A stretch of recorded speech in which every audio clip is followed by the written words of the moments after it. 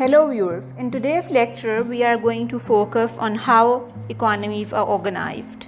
We will also assess the importance and effects of globalization. Think about what a complex system a modern economy is. It includes all production of goods and services, all buying and selling, and all employment.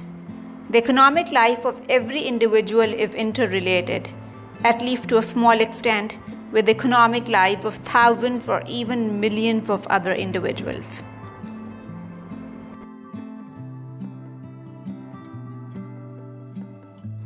How are economies organized? There are at least three ways societies have found to organize an economy. The first organized economy is the traditional economy, which is the oldest economic system and can be found in parts of Asia, Africa, and South America. Traditional economies organize their economic affairs the way they have always done, that is, through the tradition. Occupations stay in the family. Most families are farmers who grow the crops they have always grown using the traditional methods. What you produce is what you get to consume. Because things are driven by tradition, there is little economic progress or development. Command economies are very different. In a command economy, economic effort is devoted to goals passed down from a ruler or ruling class. Ancient Egypt was a good example. A large part of economic life was devoted to building pyramids for the pharaohs. Medieval manor life is another example. The Lord provided the land for growing crops and protection in the event of war. In return, vassals provided labor and soldiers to do the Lord's bidding. In the last century, communism emphasized command economies. So in a command economy, the government decides what goods and services will be produced and what prices will be charged for them. The government decides what methods of production will be used and how much workers will be paid. Many necessities like healthcare and education are provided for free. Currently, Cuba and North Korea have command economies. Although command economies have a very centralized structure of economic decisions, market economies have a very decentralized structure. A market is an institution that brings together buyers and sellers of goods and services, who may be either individuals or businesses. The New York Stock Exchange is a prime example of a market in which buyers and sellers are brought together. Market economies are based on private enterprise. The means of production are owned and operated by private individuals or groups of private individuals. Businesses supply goods and services based on demand. What goods and services are supplied depends on what is demanded. A person's income is based on his or her ability to convert resources into something that society values.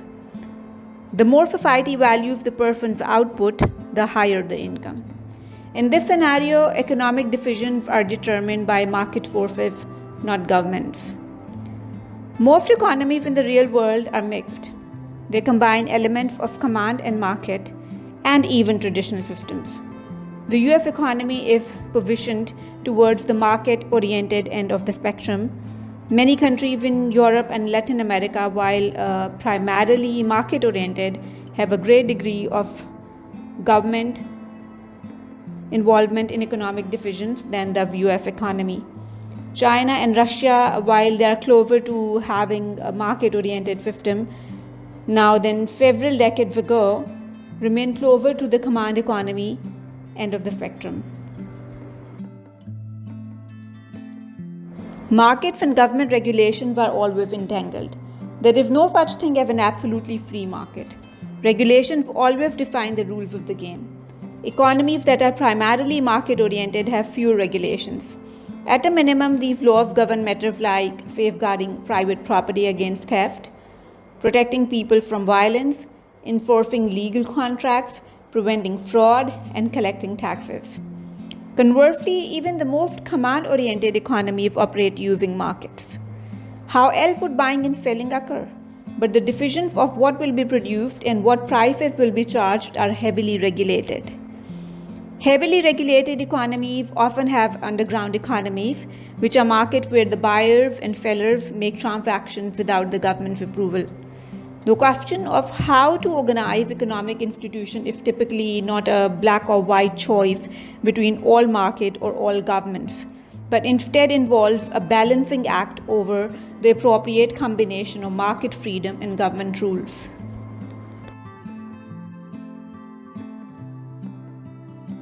Recent decades have seen a trend towards globalization. And what is globalization?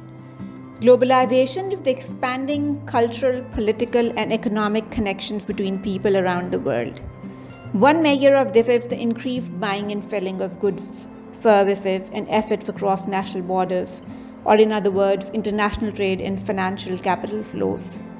Globalization has occurred for a number of reasons.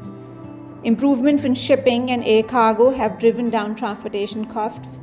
Innovations in computing and telecommunications have made it easier and cheaper to manage long-distance economic connections of production and sales.